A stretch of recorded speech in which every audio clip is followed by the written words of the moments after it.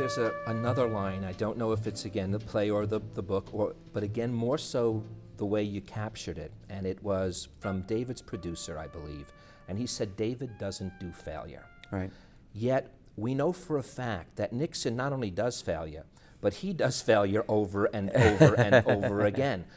And I couldn't help but think, though, when you really do look at great figures, and I don't even want to take sides if they're great morally or whatnot, but just great figures, whether it's from Churchill to Moses, and I'm not saying Nixon's one of these people, they've all had tremendous failures and then rebirths, failures and rebirths. There's something about that in the human spirit that you bring out in this particular version of Frost-Nixon that I found grabbed me at a level very deep. Well, that's great. I look, again, two really dogged, kind of indomitable figures. And both actors, Michael Sheen and Frank Langella, had so much to offer in terms of what they'd learned about these characters. David Frost is incredibly competitive. And the remarkable thing about him is that he doesn't really acknowledge losing. He really doesn't. That idea of doesn't know how to fail. Of course he's failed. Right after this Nixon interview, where he was riding high, he had a debacle of an interview with Henry Kissinger, where Kissinger basically walked out. And it was supposed to be a similar sort of a lengthy special, and it turned into like he managed to get one interview out of it. But he had failed relationships and humiliations, but he just sort of would never acknowledge them. I think Nixon would acknowledge them and use them as fuel. I think Frost's idea was to pretend they never happened and just carry on. Two very different ways of sort of arriving at the same goal, just a mindset of constantly moving forward. You give a quote by Dad and you can see why it's tough, but for him it was natural, because here's what he says: without love, which really is respect for your fellow man, there can be no faith in ourselves or in others. Without faith, there can be no hope. Without hope, there's no future. So for him, he saw the connection very clearly, and obviously he did pass that on to you as you grew further and further. You got the book. You got it. Yeah, those are the connections. That's absolutely right. I think what I wrote was hoping somebody would understand the book as well as you've got it. Yeah, he made those connections, and he understood the importance of faith, and that faith demanded hope and acts of love, and that's really what sustains you. That you can be great when these lights are on you, and be a big shot and have a corner office or a lot of money, or be on the front page of the paper. But really, what's important, what has power, as the last line of the book is, without blowing the book, is he believed that faith, hope, and love. He believed in faith, hope, and love. He believes that they have power, and that's what the book is about. It's about a guy who was great on a national and international scale, but more importantly, understood those concepts and lived his life according to those ideas. You clearly got it. That's an honor. I'm honored you said that, but you wrote it in a manner that, and I'll go back to the original thing I said, is you allow us to see you discover it. And as you discover it, we can't help but discover it ourselves. That's what makes it a touching thing to read. You're not reading a biography about your dad. No. You're not at all. It's not that. Although you will get, as I said, some interesting insights into history, but you are literally learning what it is required to possess goodness. Right, you got it. I mean, there's not much I can say. You nailed it. I mean, the opening scene of the book is driving over the Chesapeake Bay Bridge, and it's a journey. We're in a car, and that was the reason for it, is that the book is a journey. And I look over, we're late, and I look over at the sun rising, and I know we're half an hour late, and I'm irritated. And he looks at it and says, "Oh my God, I can't wait to die. I want to meet the guy, the creator who made that." And to figure out why a guy at 64 at the top of his game at that point, and I'm 25 or something like that, has that much joy about being on earth, but still wants to be in heaven at some point.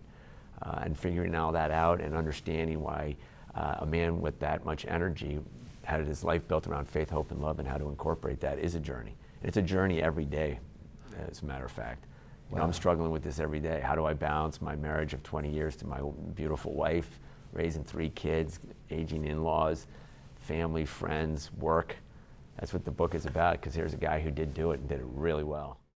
Well, one of the things important to you was you brought out that AJ and Erin, a certain amount of uncertainty.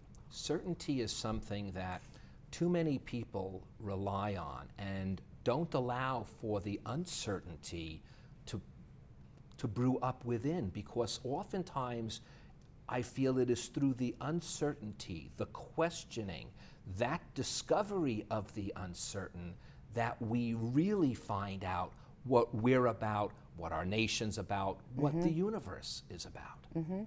And a lot of us don't like to question things because I think we feel that people can put us in a box, but most importantly, we put ourselves into a box. I mean, I grew up in a situation, and AJ has experienced the same, and even watching what's going on with her son and his disabilities, sometimes we put ourselves in that box. And I grew up always, because see, everybody else, because I had a learning disability, thought that I was a loser. It didn't take me till later in life. It took me till later in life to realize that was their choice to see me that way, but it didn't have to be my choice.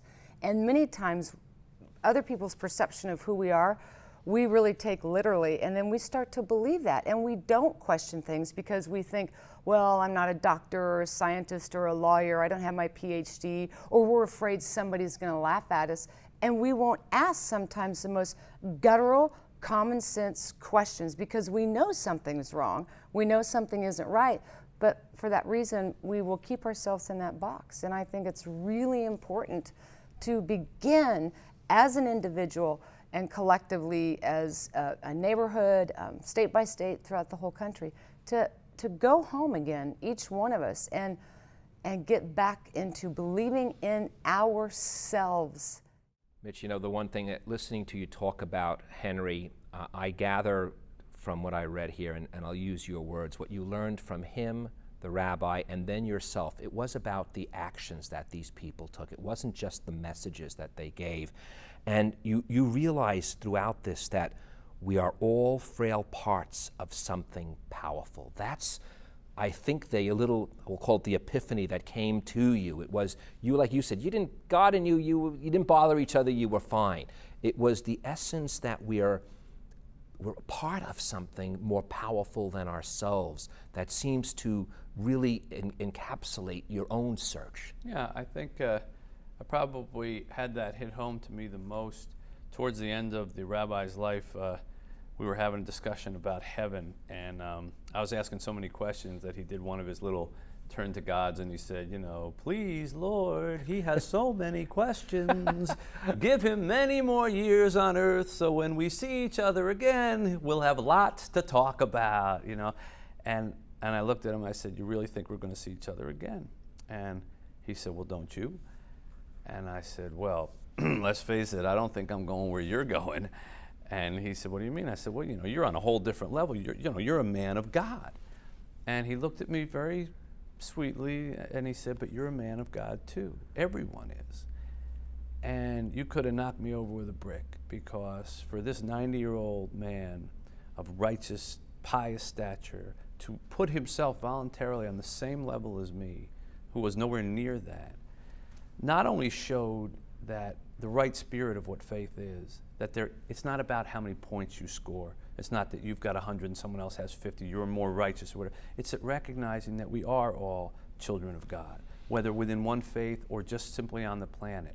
And if everybody was able to turn to everybody else and say, you're a man of God too, everyone is, then we would certainly treat each other better than we do. And we would recognize that faith is not something that should be dividing us, but something that should be uniting us, no matter what it is, because this concept of believing in something bigger than us is very universal and can be used for, you know, the good to pull together. You have an episode called The Color Blue. Right. And I can't help but think that there's something in that episode that, again, seems to transcend slightly through all of them. And what happens here is the teacher of one of Don's children, Don is having a relationship with. And she, in a dark scene, two of them in bed, Yeah. she tells him the story of a young boy who comes up to her and asks her, how come we all, I'm paraphrasing it now, we all see the same thing when we see blue? Why does when I see blue look like blue? Why does when you see it look like blue? This 8-year-old, Charlie, looked up at me during art today and said, how do I know if what I see as blue is the same as it is to you? What did you say?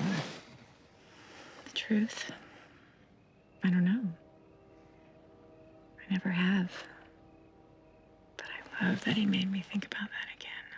That's the thing is we want to belong. We want to see it the same way. We don't. We're terrified by our, talk about isolation. You know, that's an interesting concept that prevails through this thing, because these characters, the times, everything is different, yet we're all related. I agree, and that to me. It's so funny that you mentioned that scene, because that scene to me is in quintessence how the show works.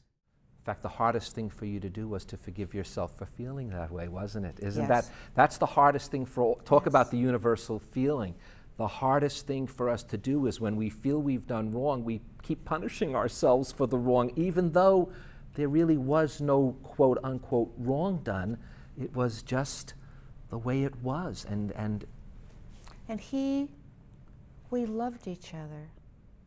That was the great muck-up. We loved each other so deeply.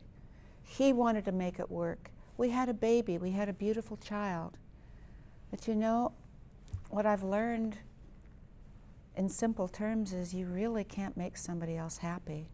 You have to bring that. And I expected him to make me happy. He expected me to make him happy.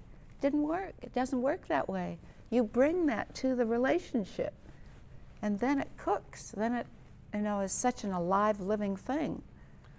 you know, when you came into the green room even, you said that's still what you're searching for to this. Well, I so admire what you have with your wife, that beautiful woman, and you've been very generous in sharing the story with me, and I think it's what so many people are looking for. And it seems today that, 1 out of 1 marriage ends in divorce, 1 out of 2, it's crippling. So to see that it actually works, yes, I would love to have that kind of relationship with someone. And I'll tell you something I don't think I've ever even said before. I don't think I was ready for it until now. Because I think before you can really be totally unselfish and you can love unconditionally, you're not ready to have a relationship. You know, isn't it funny? I can't say on air what we talked about before, but you shared something to me about being ready. And I get that same sense. I don't know, this clarified it more than even that other part of the conversation. You're right. You have to be ready within yourself, and then you draw it to you. Yes. I just don't know why it's taken so blinking long. That's what I've been saying to my wife, the same thing. It's the exact same thing. I have no clue why it's taking so long. In fact, last week I wrote an essay on time for my newsletter. And the thing I still have, the hardest problem is it feels like I'm running out of it. And yet I know intellectually time is just what it is. And when the time is right, that's when it is going to happen. Together. It just all comes together. You don't have to, in a relationship, you shouldn't have to, like your precious wife was saying to me, people say to her, you have to work to make it happen, but she says it just happens. And I believe that it just fits. You don't have to keep trying to make it happen. One of the things that caught my mind was this analogy you used about a radio. And you said a radio is sitting there and it is picking up music from, and we, by the way, you made it interestingly clear that we know somewhat the science of how the waves may travel, but the consciousness is different because, as you said, this goes back to that old saying, if a tree falls in the forest and no one is there, does it make a sound? The answer, I'm going to have to take a leap here, according to you, would be no, because it'll make a sound wave, but no one would hear it, nothing would hear it. The sound is not in your brain, it's only this translation of chemicals that come around from the wave, yet we can make these deductions. So in that way, the universe exists because we think it exists. What you just said is beautiful. I mean, I'm not just saying it because it's beautiful. The fact is, the sound waves exist, but the universe is silent. There's no sound in the universe. The sound is all in here. That is exactly. The sound waves exist, but the machine that picks them up, I'm just being very material in this statement, the brain that picks them up, do we know exactly how the waves make the eardrum move and the bones move and the other eardrum and the hairs in our auditory canal? That's all chemistry, but that's not sound. The sound is totally how we perceive it. We know how all the information comes in. That's why I just really, sometimes I get goosebumps when I think about these, what you just said. The tree falls, there's no sound, you're exactly right. The sound waves are there. But until you hear it, until the system that picks up those sound waves through the ears, whether it's an animal or whether it's a human, then it becomes sound. In your brain, the way I would say it, in your brain there's no sound. I hear you talking, you hear me talking, but there's no sound in your brain. There's chemistry in your brain.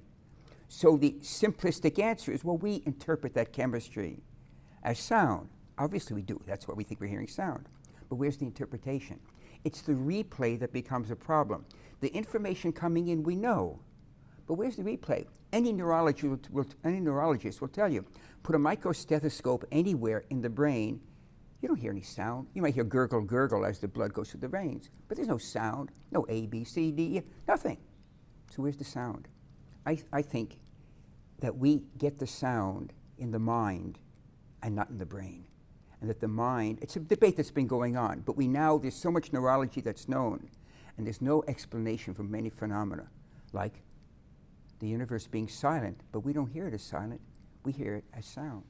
You phrase it talking about the complexities, and yet it's funny how you saw these complexities through the simplicity of this wonder. I think that juxtaposition truly feeds the human spirit when you're aware to see the complexities and get away from simplifying it on one level and yet appreciating it on that simple level. It's a little hard to understand, but your book takes us through that. It's sort of an example of what you're talking about. As I say, let's say you lived in a neighborhood for 20 years and you've walked that neighborhood hundreds of times and you know every block, and you stop seeing things that are wonderful about it. You've simplified it, just what you've said. You've taken the complex and you've made it simple by familiarity. And it's in the complexity of it that the beauty of it arises. And when you're able suddenly to see, because the dog will stop and be fascinated with a particular set of tree shadows, when you see what the dog's fascinated with and you start looking and you think, look at the amazing patterns of these shadows. And you start looking at the beauty of things that seemed simple to you or even mundane before, and suddenly they're not mundane anymore, and they're beautiful, and you begin to recognize the world as a place of wonder that is a magnificent gift to us, and we should always remain aware of how the simplest things are intricately beautiful. I want to talk about your biggest lesson that you mention in the book. Oh, remind me what it is. Learn. It's what we've been talking about. Yeah. Learning how to forgive myself for being human. That one there. Love myself enough to just let it go. And this is the part I like how you add on to it. Have I forgotten what I know since then? Yes. Have I been able to remember? Yes. I think that's the message I want to make sure people leave, that no matter how much wisdom they get, they're going to fall back into these things. Catch themselves. Will they fall back in again? Yes, but catch yourself. And that's that lesson. And then forgive yourself. If you can only do that. And that, by the way, that's it in my opinion. Yeah, forgive yourself. If you can forgive yourself, you can forgive everyone. And if you forgive, you're free. Dee, our time is up. So all I can say is thank you so much for sharing that energy with us today. I just know a lot of people are going to be able to, at least when they're done with this, take that deep breath and just know, hey, if Dee can keep doing it, so can I. Thank you, Dee, so much. Thank you. And thank you guys for joining us. Now, before Dee leaves, I'd like to leave you with these last few words from Bright Light. Acting like life was a spiritual process, and like nature, we must constantly rebalance ourselves, going from the torrential rains that wash away the old to the droughts that dry us up, and back to the quintessential climate for our growth. I'm Barry Kibrick. Between the torrential rains and the droughts we experience lies our quintessential self. Embrace it and grow. And thank you, Dee Wallace. Oh, thank you. My pleasure. Thank you.